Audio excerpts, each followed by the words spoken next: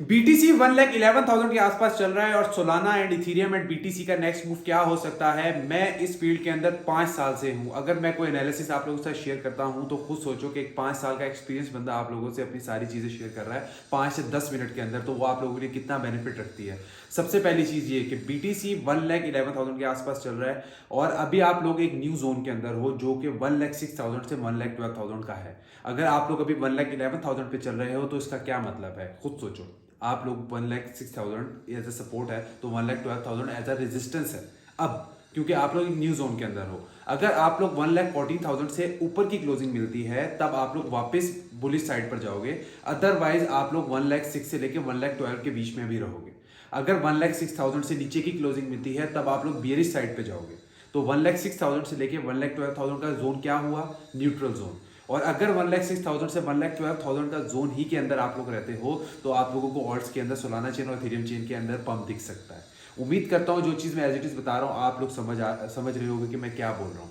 Solana इस वक्त 203 के आसपास चल रहा है और अभी आप लोग ये पूछोगे कि सोलाना के अंदर एंट्री करनी चाहिए कि नहीं करनी चाहिए, और अगर एंट्री की भी है तो एग्जिट लें या ना लें।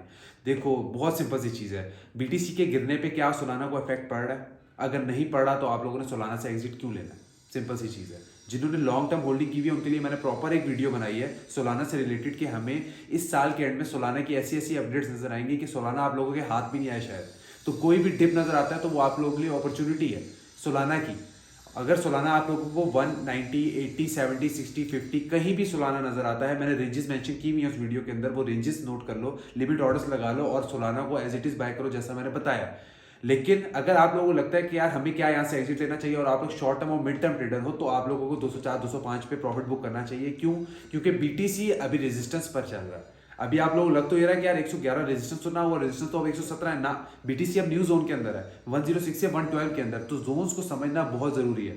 इथीरियम में क्या करना है, इथीरियम आप लोगों को 4,000 से 4,000 से लेके 4,100 के अंदर या नीचे क्लोजिंग देता है स्ट्रॉन्ग मोमेंटम के साथ, तो आप लोगों को इथीरियम 3,700 के आसपास दिख सकता है। अदरवाइज आप लोगों को इथीरियम भी अभी ऊपर ही दिखेगा।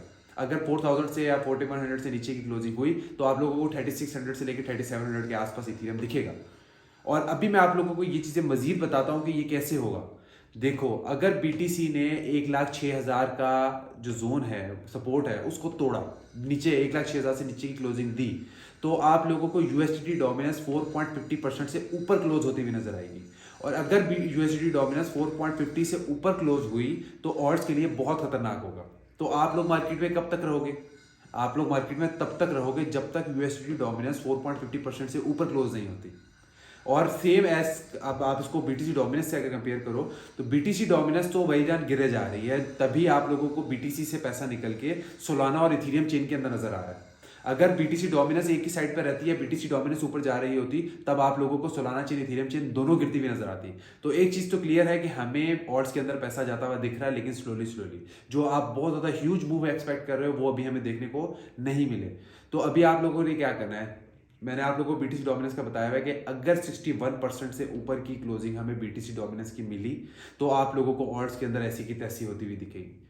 और ये कब होगा? जब 4.50% से ऊपर यूएसडीटी डोमिनेंस की क्लोजिंग हुई। तो यूएसडीटी डोमिनेंस का जो चार्ट है वो बहुत ज़्यादा इंपॉर्टेंट चार्ट है जो आप लोगों को ट्रेडिंग व्यू ऐप में मिलेगा।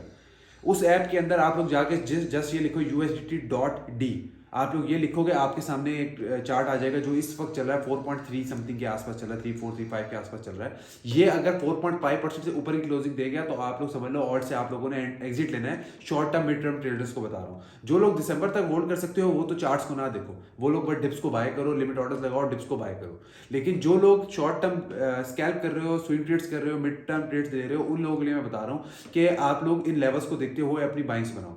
अभी मैं आप लोगों को बताता हूँ कि आप लोगों ने बाइंग्स कहाँ बनानी है।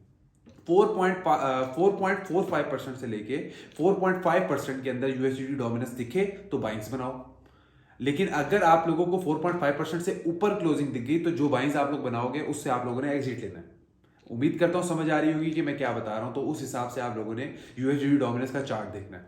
बीटीसी को छोड़ दो, रहने दो, बीटीसी को देखो ही मत, सिर्फ यूएसडीटी डोमिनेंस को देखो। यूएसडीटी डोमिनेंस 4.45% से लेके 4.5% के बीच में नजर आई तो आप लोगों ने बाइंग्स बनानी है, और 4.5% से ऊपर क्लोज हुई तो आप लोगों ने एग्जिट लेना है। और आप लोगों का टीपी क्या होगा? सवाल, क्योंकि जो मैं चीज़ बोल रहा हूँ तो जाहिर बात है आप लोगों के दिमाग में सवाल भी आना चाहिए, तो साथ साथ कमेंट से मेरे से सवाल पूछा करो, बार बार पूछो, कोई मसला नहीं, मैं थोड़ा लेट जवाब दूंगा लेकिन मैं आप लोगों को जवाब जरूर दूंगा ताकि आप लोग गलती ना करो। हमारा टीपी ये होगा, हमारा टीपी बीटीसी डोमिनेंस और यूएसडी डोमिनेंस के मुताबिक हम लोग टीपी देखेंगे। टीपी 4.2-4.25% के आसपास हम लोग देख सकते हैं इजीली। तो आप लोग सोचो अगर 4.45% यूएसडी डोमिनेंस के करीब अगर आप लोगों ने बाइंग की है और 4.25 या चलो 4.3% कर लो कि आप लोगों ने अगर प्रॉफिट बुकिंग की, तो वो आप लोगों को 10 से 15% के करीब ऑड्स के अंदर प्रॉफिट दिखाएगा। और एसएल कितना होगा, ज़्यादा से ज़्यादा 3% 4% अगर आप लोग 4.5% से ऊपर यूएसडी डोमिनेंस पे क्लोज करते हो। ये मैं आप लोगों को short term mid term traders वालों को बता रहा हूँ, हाई टाइम फ्रेम वाले ना देखो इस चीज़ को।